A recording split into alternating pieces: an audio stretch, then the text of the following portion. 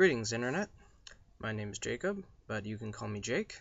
All my friends call me Jake, and I want you to be my friend, so you can call me Jake. First, I want to clear something up. The reason that I say hello to the Internet instead of to a obscure audience that probably isn't even there is because I believe I'm talking more to the Internet itself than an actual person. One, this is more for me. If you enjoy it and you get some well-deserved enjoyment, or I already said enjoyment, maybe the morals, some of the advice that I've given has gotten to somebody, that's nice, but it's more for me to figure out what's going on in my own head and my own understanding of how the world works, just so I can figure things out for myself. Sometimes you gotta talk things through, you know? So, besides that, I also believe that I'm talking to the Internet because I'm sending this to the Internet, and it's going to be all over it. Even if it's not just in one place, it's not just in YouTube, it's going to be sent all over to different places, like on Facebook or on Twitter, except I'm not sending it there because I don't want my friends to laugh at me for any reason that they would laugh at me for. I just want to convey that it's not a certain structure. It's not something that I want, like fame. I just need some breathing room, and this gives my mind a little breathing room. With that out of the way, getting to today's story, I thought I'd go into an interesting take on something that happened a while back in my secret life. First of all, for those of you who are actually looking this up and know me, sorry to say it, but you don't know everything about me. A lot of the times I've had or lied about. I like to lie. I'm an actor, so some people say that lying is the greatest act, and I believe that wholeheartedly because I just think it's fun to lie about things. I know that makes me seem like a dick, but really, if it's an important thing and if you're my friend, it's more joked about. So, since I want you all to be my friends, it's just joking about. Plus, lying is also making up stories, and I love to make up stories. So, when I say things that happen in my... they have not actually happened that way. Hence my secret life. The whole thing is that I did some things that weren't exactly good. For one thing, I don't want to say a master thief, but I am kind of a thief. I have learned many ways to steal things and con, and it sort of helped in the beginning of my acting career, like the whole conning thing. It's a very important part of it, is an act. But that was just a little thing, and that's one of the things in my secret life. The other one is that I have 2 secret girlfriends that I didn't tell my family about because I was embarrassed about my family and everything, so those are also part of my secret life. And one of them was one that I lost my flower to. Is that a thing? A flower? I don't want to just straight up and say virginity. Well, there it is. Well, that's what it was, but they didn't know that until later on. But that's another thing. But here is where the story comes in. Like, so basically, some of the things I've done are a part of my secret life. So let me tell you a story. Back in the day, I had a group. Like, when I was first discovering the internet, I ended up on this chat room sort of thing. At first it was like Omegle and stuff, just random chats like chat roulette, everything, just talking to people.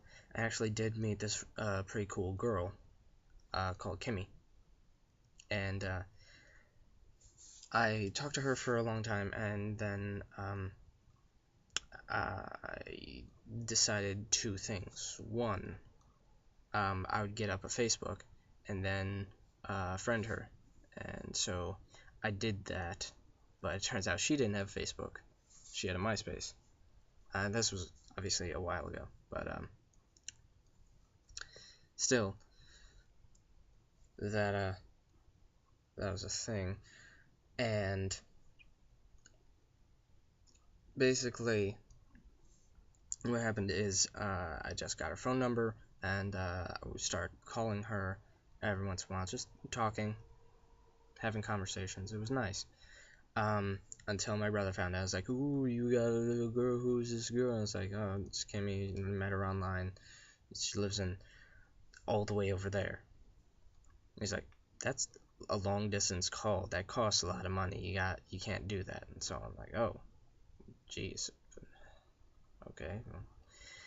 So instead, I worked out with her on emails, chat rooming, and then eventually Skype, of course. When I finally got a computer that had a webcam, as well as a microphone and all that. But other than that, I did get Skype up, so have Skype. Got a Skype. And then we started a Skype, and then the whole thing was when we were still in the chat rooms, we met a couple of other people. So,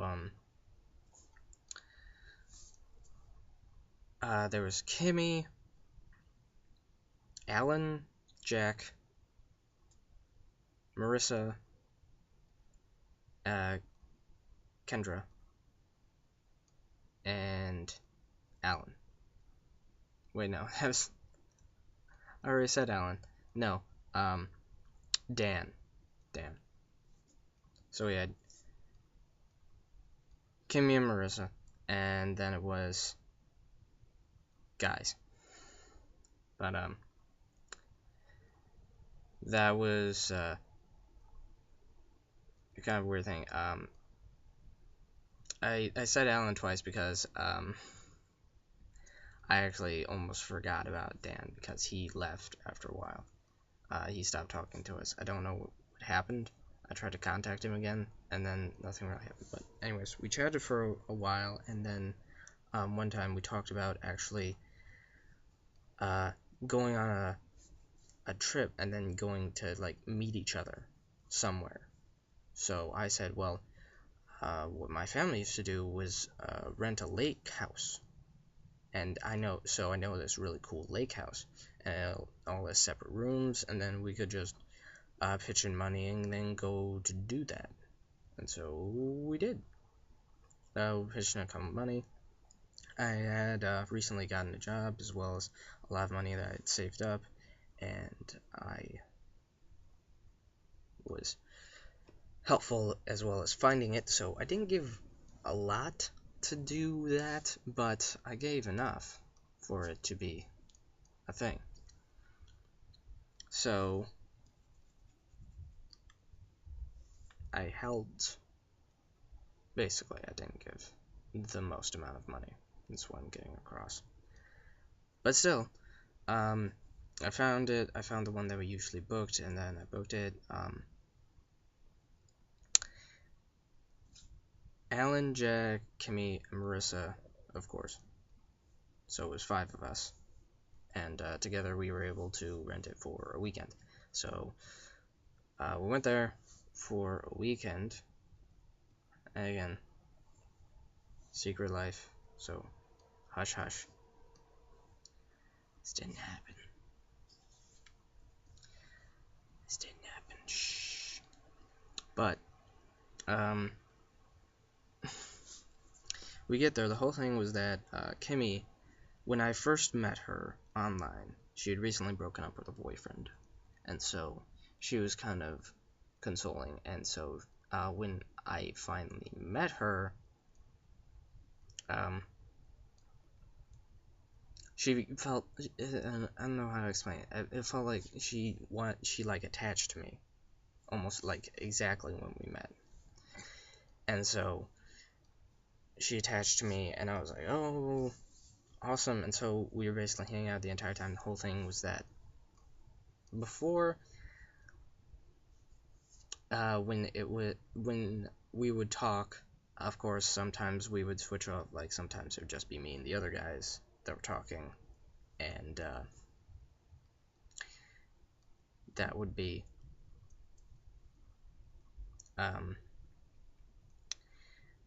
basically a talking about the girls in our group, the 2 girls, and how they are kind of cute and how we should get with them. And then when the whole thing about coming and meeting each other and running a lake house together came into the works, there was some debate about trying to have sex with them. And I didn't really want to get too involved with that. It was a bit of a mess. So I'll just do the whole rundown of what happened over the weekend. So we get there, and of course I show up. And in a cab, and I get out, and then I'm the first one there. Or that's what it seems. And then I had gotten the key, and I was basically setting up, and then I hear a young voice of a girl walk through the door with another guy, and then she said, "Party's here, bitches!" And so I looked down and I said, "Well, good, because we were looking for one. Could you set it down over there?" I was trying to be funny. I don't think that it was, but it was Marissa. She still laughed a little. And then it was Marissa and Jack. So Marissa and Jack were there, and we were just waiting around after that. Basically, we were sitting around, we were talking like we usually do about random stuff, and then Alan and Kimmy showed up, and first it was Alan, and then Alan came through the door. He's like, "Hey guys, what's going on?" I was like, nice to finally meet you all in the flesh." And so that was him, and he was like sort of taller than I expected him, to be honest. Jack and Marissa, they were actually more around my height, but Alan, he was actually very tall, and I did not expect that, but that's sometimes what happens. And then Kimmy showed up, not too short after that, like 5 minutes or so after that. And then, of course, Alan answered the door, and she's like, "Hey, how's it going?" And then she hugged him, and then she saw me, ran up, and then, like, pretty much jumped into my arms. Not, like, literally, but she, like, almost tackled me. And it was nice. I know what you think. It's like, Jake, come on, tell me this girl got with you. Tell me you got with this girl. It's so obvious that you should have. And it's so nice because she obviously liked you. And you guys would have made a great couple. And to be honest, we would have. Here's the problem. She lived in Over There Land, which is a place that I like to call not girlfriend material. It's any place that's not close enough for us to have a lasting relationship. I don't know if, like, other people, like, with long distance, it's a thing, but I'm with Teddy Westside, if you ever met How I Met Your Mother. But long distance relationships don't work. Everybody should know that going into a long distance relationship is going to take a lot of heart, a lot of strength. And if you start out with it being a long distance relationship, like it would have been with me and Kimmy, then it's not going to be